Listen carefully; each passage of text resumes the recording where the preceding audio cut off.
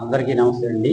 అనేక యుద్ధాల్లో పాల్గొని విజయం సాధించి దేశానికి, రాష్ట్రానికి, మన జిల్లాకి, ఈ ప్రాంతానికి మంచి పేరు తెచ్చిపెట్టిన మీ అందరికీ మీ voice and welfare association first anniversary తరఫున శుభాకాంక్షలు. అలానే మీ అసోసియేషన్కి ఆశీస్సులు అందించడానికి వచ్చినటువంటి ఎంఆర్ నాయుడు గారు అయితేనేమి, పెద్దలు ఆనంద్ గారు అయితేనేమి, మిగతా సత్యనారాయణ గారు అయితేనేమి, వాళ్ళందరికి కూడాను ధన్యవాదాలు తెలుపుతున్నాను. మరియు నేను ప్రస్తుతం ఏలూరు జిల్లా సైనిక వెల్ఫేర్ ఆఫీస్లో సీనియర్ అసిస్టెంట్ పనిచేస్తున్నాను. ఇక్కడ కూడా చేసి మొన్న జూన్లోనే అక్కడికి వెళ్ళడం జరిగింది. అది మీ అందరికీ తెలిసిన విషయమే.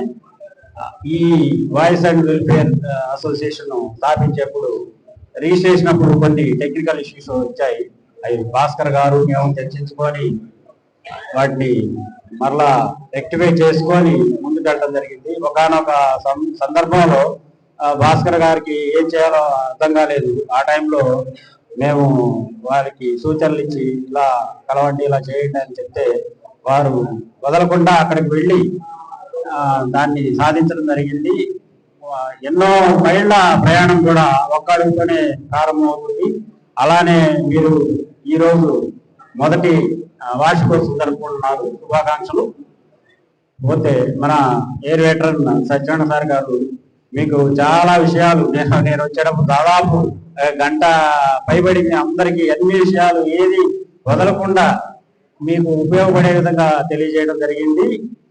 నిస్వార్థ పనులు మన సత్యనారాయణ సార్ గారు.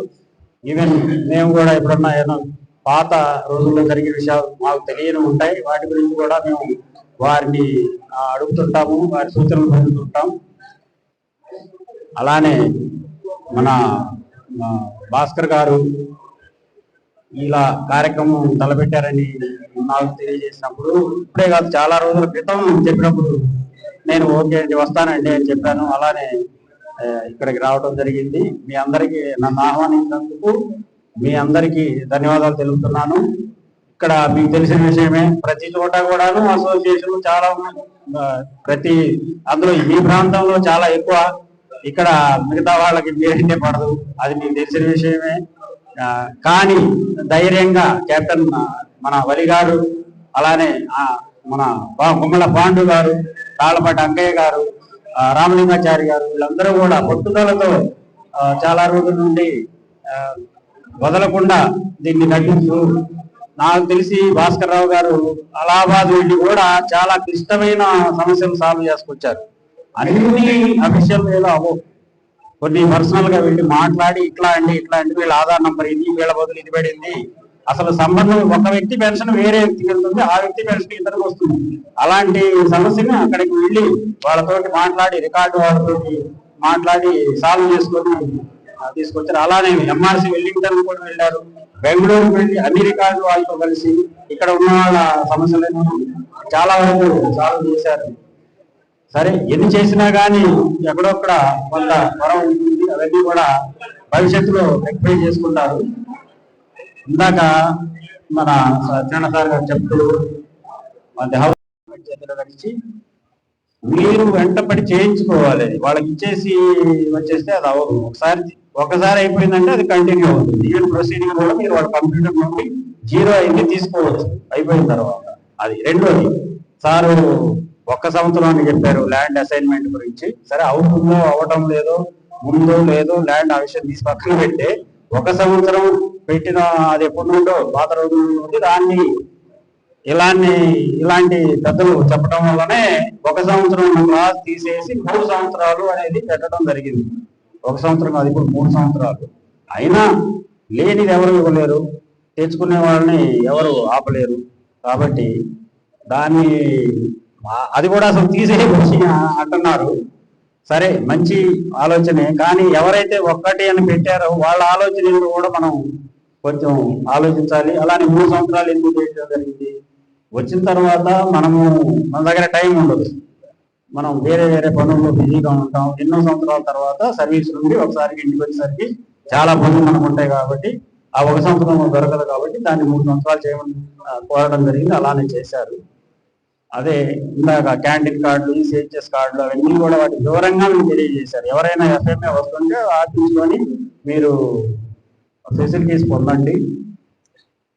ఇక్కడ ఈసీహెచ్ఎస్ కి సంబంధించి కూడా సార్ చెప్పారు మన బిల్డింగ్ గురించి.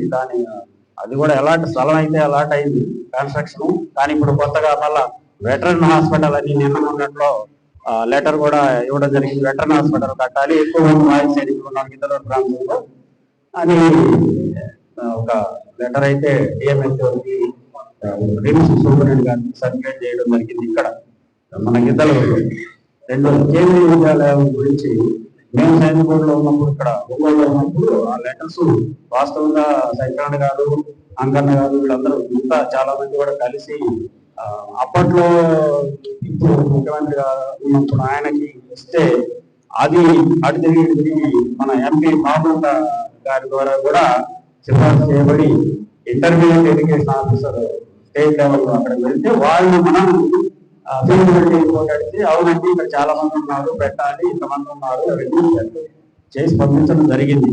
కానీ కేంద్రీయ విద్యాలయం అయితే దాదాపు ఇక్కడికి రావాల్సింది మన గిద్దలూరు ప్రాంతానికి వేరే చోట వెళ్ళిపోయింది ఒక్క అలాట్మెంట్. సో తర్వాత కూడా మరి ఎంపీ గారు అయితే ప్రయత్నం చేస్తున్నారు కానీ రావడం లేదు. ఏదో కారణం చేత వేరే సైనిక్ స్కూల్ కానీ వేరే వేరే ప్రాంతానికి వెళ్తుంది.